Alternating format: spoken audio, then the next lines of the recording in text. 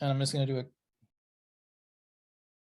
Hey everyone, this is Mr. Hurwitch, and I'm excited today to bring you. I'm having a conversation here with a friend of mine. His name is Jin An Wong, also known as Arne. Arne is. Are you retired officially or semi-retired? Semi-retired. Semi-retired. I don't think I'll ever be retired, but sure. yeah. He's a semi-retired animator. He's worked on. Oh, maybe I should let you. What pieces do you think they would maybe know you from? Oh, well, that's a tough one because I don't know how old your students are. Probably about 20, but some of them 20. They Yeah, may okay, have heard of so like things like heavy metal. okay. Well, the worked big on ones that Darkwing Duck. I remember that people might remember is Tron, the first Tron, Oh, that's right, Tron, and the then original Tron, not the and the remake. first heavy metal. Heavy metal, the first one. Chipmunks the movie, Alvin and Chipmunks. They worked on that one. When was I that worked one? on What year was that? oh, in roughly? the 80s maybe, or 80s. Okay. I worked on All Dogs Go to Heaven. I Mhm. worked on Tom and Jerry the movie. That was the first time they spoke. They didn't have That was voices in until then. 96-ish? Yeah, that's right. It's All right. somewhere in the 90s, yeah. And I worked for, let's see, then I worked at, when I moved to Northern California, I worked for ILM and did a couple of movies for them, or worked as a special effects person for them. I forgot the one where all these women were shooting each other and they had big holes in their bodies and turning around, you could see through them into the, behind them. I don't know. And that was all That hand done. sounds like Eon Flux, but I don't know if that's Oh, Ian Flux. I worked at Colossal Pictures in San Francisco when Ian Oh, Flux okay. was That was in there. the 90s, I believe. Yeah, right. That was I remember watching that on TV in the 90s. And then later I worked for James Cameron at Digital Domain. I worked on the T2 3D Terminator ride at Universal Studios. We helped make that it's like a 10-minute piece. And it was a 3D animation there. And then I worked on Robot Chicken. That's right. That's probably where my students. That was a fun one. Robot Chicken. But you did less animation and more. I started doing storyboarding yeah. and character design because hand-drawn work was diminishing after about Toy Story. By the time Toy Story showed up, less and less hand-drawn animation was being made in the States and being shipped out to overseas to third world countries. And I did actually work overseas in a number of different jobs. I worked in Taiwan, China, did a couple of visits in Japan. But yeah, by that time, a lot of the TV work, the TV series work was done overseas. It still is now. Sure. So why don't you tell our students, how did you get started with animation? Since a lot of them are kind of maybe where you were at that point in your life. Okay, well, when I was about 18 years old, and I was just getting into City College, and City College is San Francisco, by the way. Yeah, San Francisco City College. I was just getting started there, and I was also surfing at the Ocean Beach under the Cliff House on a place called Kelly's Cove. And when I was learning to surf, I was pretty much a decent surfer by then. There was a guy on the beach who said, "Let's make a surf cartoon." And I said, "What does that mean?" He goes, "Yeah, like a surfer's riding a wave. It's all animated." I got the whole thing figured out. And I said, "Oh," his name was Glenn Schott. And it was like this surfer genius. And he figured out how to make an animated film in 1968. I didn't even know what that was. Anyway, we went to his house and he had a Bolex 16mm camera mounted on the wall of his bedroom. And he was, he showed me how he recorded one frame at a time on a wooden table that he could slide back and forth and up, So we actually had a sort of a working animation desk, and we just animated on paper. And I just did the wave for him. And he said, "Just make a wave that repeats itself in a loop," and he explained it to me, and I figured it out, and we did it, and he did the surfer, and we shot it, and So you made a cycle. You made a wave. Yeah, we made a cycle, and then we painted it, and it was about a 2-minute piece.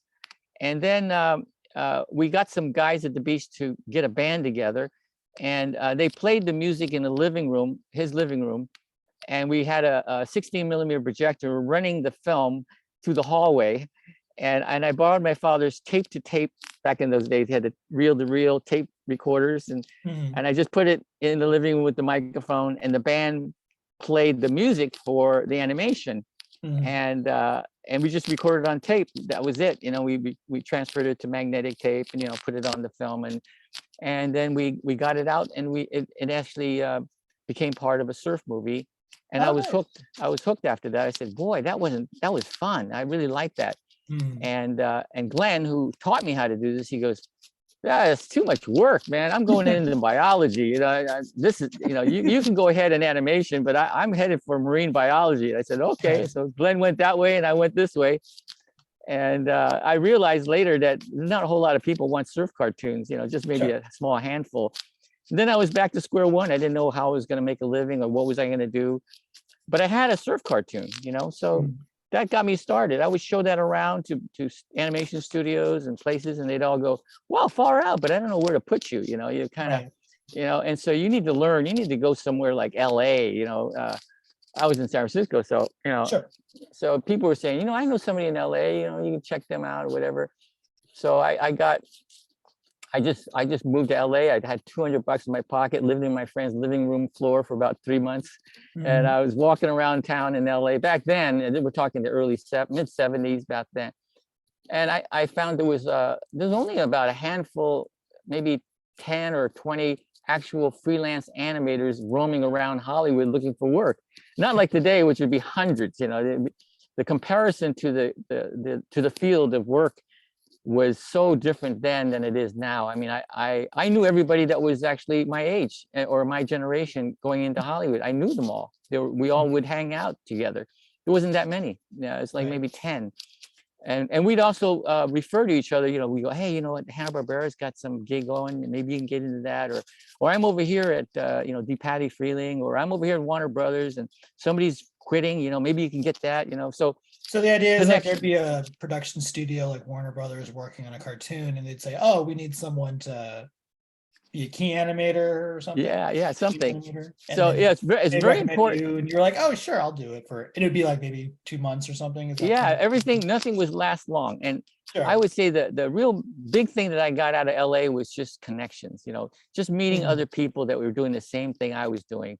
And as we were starting out later, they became, I mean, like the guys that I knew and the women that I knew, some of them actually got into studios like Disney, and they were head of the departments, you know, years later. And I can call them up and I go, hey, Pamela, remember me? You know, and I go, what's going on? And she'll say, oh, no, well, maybe there's something happening over here. Maybe we can put a plug in for you, you know. That's how I got work in LA. It was all through connections because I didn't know anybody. I didn't have any prestige or anything. I was, you know, like starting like everybody else. But by working with, by being and making connections, and I think today would be more like if you're studying an animation in a college or something like that, all the people you know that you're with, one of those or a few of those are going to actually have positions in the industry that you could benefit from. So it's good to know other people. Good to have good connections and not burn any bridges with anyone. You know, you know. And the other thing that I did that was really I knew that was going to help me was I had to develop a reputation that that was like a hardworking person. You know, so no matter what I did, I worked double. You know, I worked harder, faster. I wanted to outdo anybody that was in the same thing I was doing, because I wanted people to remember, oh yeah, you know, Arne, yeah, he's the guy that can do, you know, things faster, and he'll do it for less money. Sure, that always helps. But that helped me over time, because after a while I could raise my prices. But in the beginning, I could I could get a lot of work because I was charging less per hour, and they'd hire me, and they'd go, wow, you're really fast. And I go, yeah. And you know, I got to be a point where when I finally opened my own studio and was getting my own gigs, I already had the reputation of, if you don't have enough time or you don't have enough money, call Arne. And I was able to get that work, which was the work nobody wanted anyway. And that grew over time until I was working on commercials and working for studios. But it took a while. You know, I had to develop that, and also, you know, keep my connections open, and constantly meeting people and being friendly, going to social events, you know, things like ASIFA West up north was the one that I started with. And then I joined the ASIFA, which is the Animation Society, you know, thing.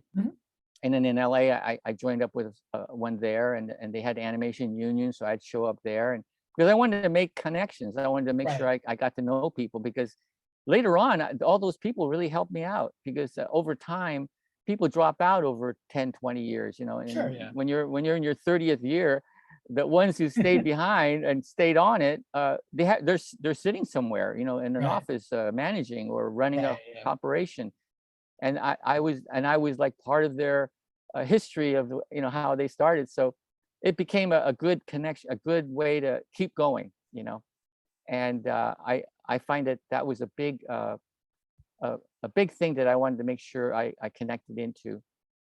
What would be some advice from a not from like a technical in the sense of like, you know, drawing on an acetate versus digital, but like for students who maybe, you know, they're taking this class, this is an introductory class. So, you know, we've done some 12 principles, we've done some walk cycles, but like, what advice would you give someone starting off who wants to get better at making more fluid, better animations? What might be some advice you might give that student?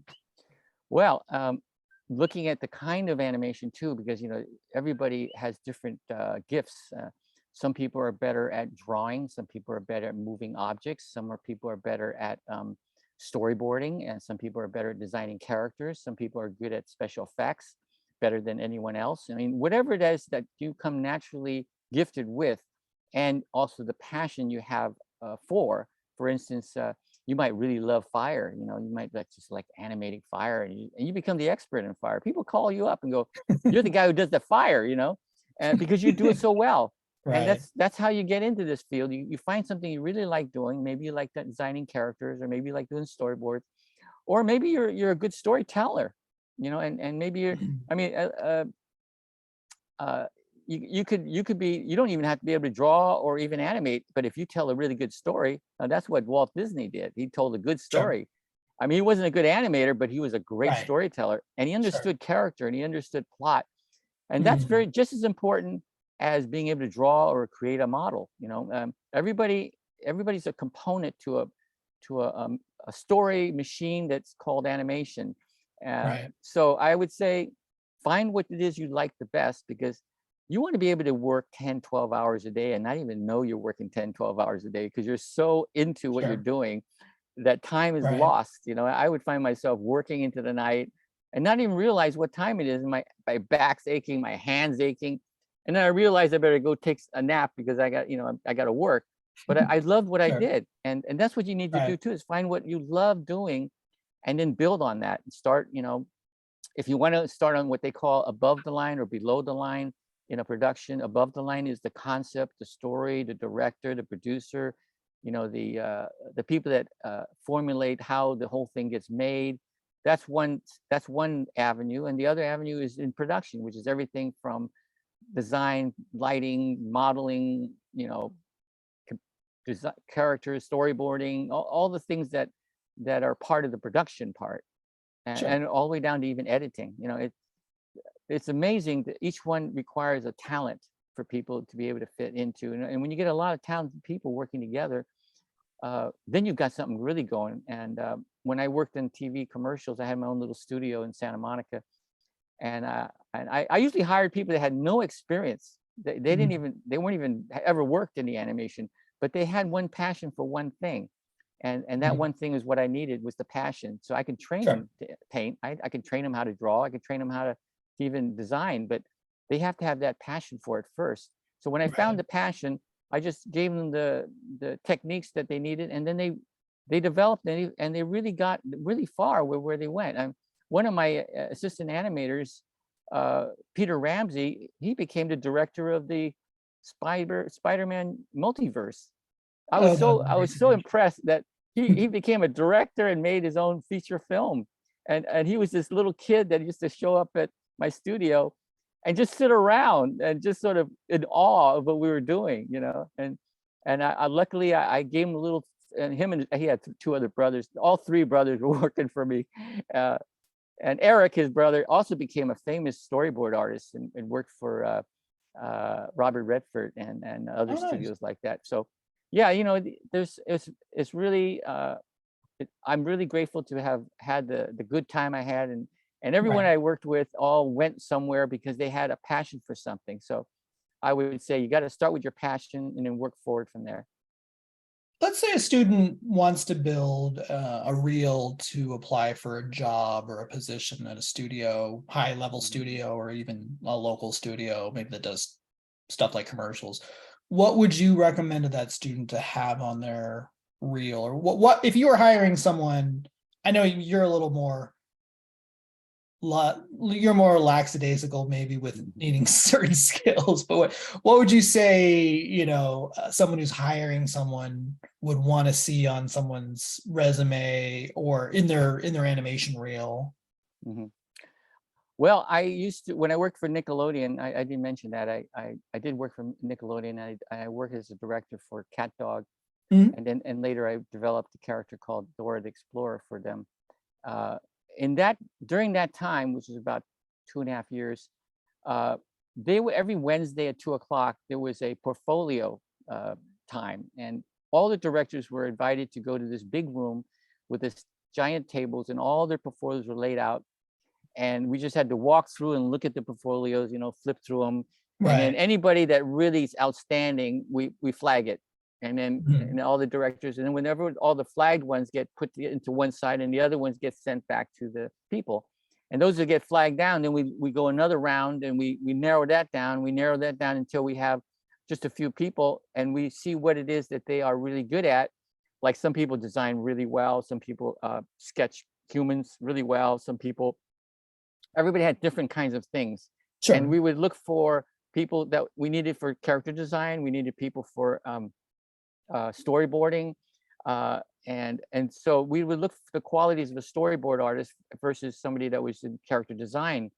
And so what we always looked for was just to see if they could draw life drawing stuff, just simple. Mhm. Did they draw a vase on a table? Can you draw a Right. chair? Sure.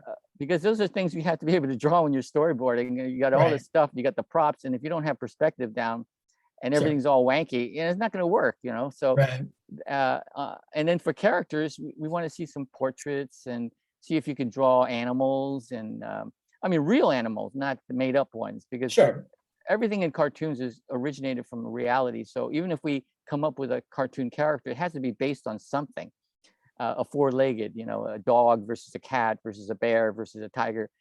So the more of that stuff you have, just free draw, I mean, just sketching, like sketching a lion, even if it's out of a book. But if it looks like a real lion, because when you go to show your portfolio, you don't know what they're looking for. They're not Sure. telling you, but they might be looking for, say, they're going to design a new character and it's going to be a lion character, Mm. and they'll look through all the portfolios, and then there's one with a whole bunch of lions that go, pick that one. That guy's already got the lion thing Sure. down.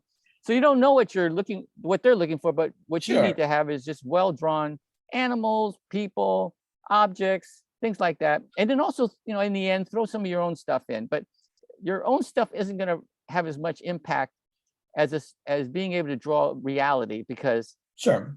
some characters or some shows are more illustrative, and some shows are really animated. I'm really cartoony, and Sure. they want to be able to see how far your range is. And of course, back in the old days in Warner Brothers and Disney's, these guys who drew Mickey Mouse, they were top illustrators. I mean, they didn't Sure. just draw Mickey Mouse. They could draw, like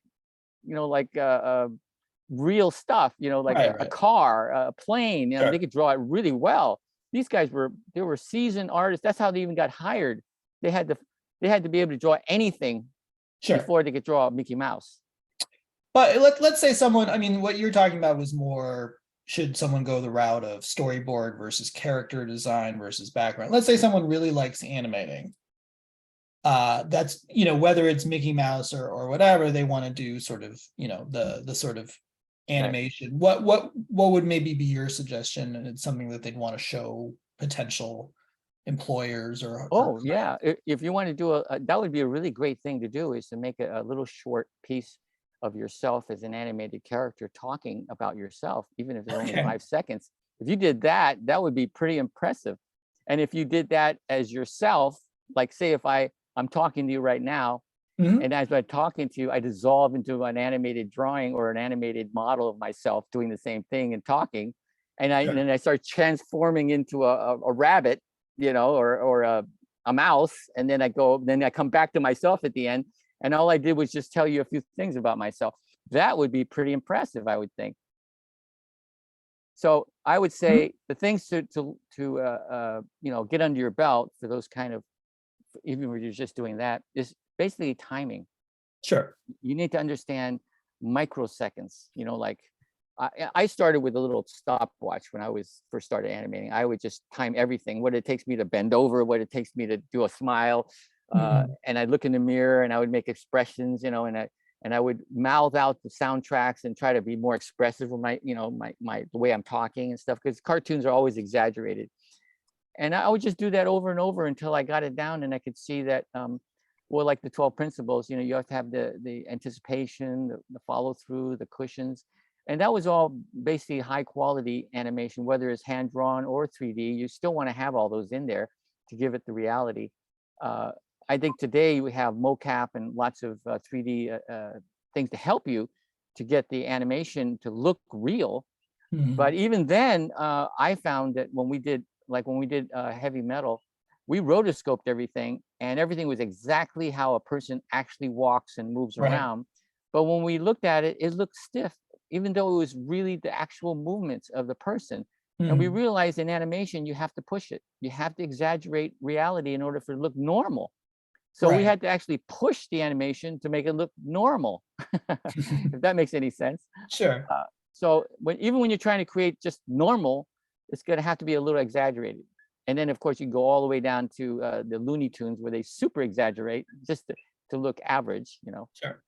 Yeah.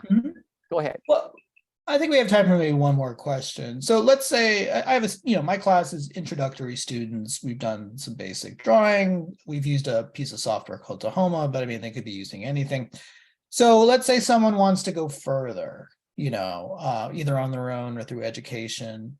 What someone says to you, I know the basics, I've learned some basics, I want to keep working in animation, get better, possibly get a job in it. What would be your advice to that person? Well, I would say, do you want to make your own films, or do you want to work for Disney or Warner Brothers or Pixar or ILM? Because that's two different paths. You want to work for yourself, you're going to have to learn to be the whole, storyteller. You have to be able to understand developing a project from start to finish. And the only way you can do that is to make one. So whether you make a 5-second piece or a minute piece, that would be the goal, is to make a short film that had everything in it: sound, music, picture, effects, all of it. And when you do that, you'll know the formula or the recipe to make a film. So that's one direction, is to make your own films in the future. The other direction is to work in a large studio, say like Pixar, and somewhere in there they're going to hire you because of your extraordinary talent, because you may not have any experience. So you want to find out what that talent is that you have, whether you draw well for characters, whether you make things move in animation, or whether you're good at special effects, or you're wonderful at lighting, or whatever it is you're good at doing. You just keep honing that in, just keep working that. You don't need to go anywhere, just do it. And the more you do it, the better you get, until you can match whatever you see up there on the screen. And that's when people are going to notice. And then if you show your stuff to Pixar, and if you had one of their characters, even if you had like, the big eye with the big eye character, with the legs and the arms. And if you could make him if you made him do a little walk or a dance, and you couldn't tell that from the movie character, you're going to get in, or if you have a model of the skin texture of a character that's already in one of the movies, and you're able to do that, show it as an example. In other words, it's a proof of concept that you understand that technique. And then they'll teach you the rest, because they're not interested in you learning everything, because everybody has a different way of doing things. Everybody has different software. But what the thing in common is, do you have what it takes for us to bring you up to speed and go further? Sure. Does that answer the question? I think so. I guess students will have to let me know if they. Well, I just say that you got to do your homework. If you want to get in business, and you're not connected, you don't have a brother, an uncle, or somebody in there already, that can, get you on the ground floor, then you're going to come in on a, cold call. You're going to come in the front door. You got to have something to show, and it's got to look better than everybody else. And if you're, I mean, at my time, I was the only Chinese animator in LA at that time. Yeah. It wasn't easy, and there was a little bit of, restrictions there, and I had to overcome it by being way better than anyone. And that's how I got it. I was faster. I was, the other thing, the number, it should be on number one, is you have to be dependable. You can't flake Right. out. You can't show up for work and then one day you don't show up for work. Right. These are like criteria that you have to have. Otherwise, you're never going to get, not only when you won't get work, but they'll talk about you, and it's hard for you to get work anywhere because people talk. Right. You Right. got to have as far as a work ethic, you have to have impeccable there if you want to, get into the industry and work your way up in it. They want to know that you are not a flake. You're serious, and you're going to do whatever it takes to get there. Then they're willing to take you on. Great. Okay. Well, thanks, Arne. I appreciate, or Jin An Wong. Arnie's how I call him, Arne, Jin An, yeah. Jin An Wong. I appreciate, this conversation. I think my students hopefully, learned a little bit about the industry from you and what it takes. And I think some of them might be where you were when you were in high school, I think, or in City College back, so many years ago. So yeah, hopefully, I appreciate you and your time. Yeah, and if you get get enough questions from them, and then we can do another session, I can just rattle off answers to questions they may have that that could be good too. That came from it. I'm open for that, so no problem. Great. If I can get anybody to be inspired enough to get into a career in animation, I would feel very honored, because that's one thing that I was given. I was lucky enough. A few people gave me a break, gave me some time, helped me along, gave me that one thing that I was missing, and I was able to get into the industry. It takes help. You can't do it by yourself. Right. All right. Well, thank you very much. All right.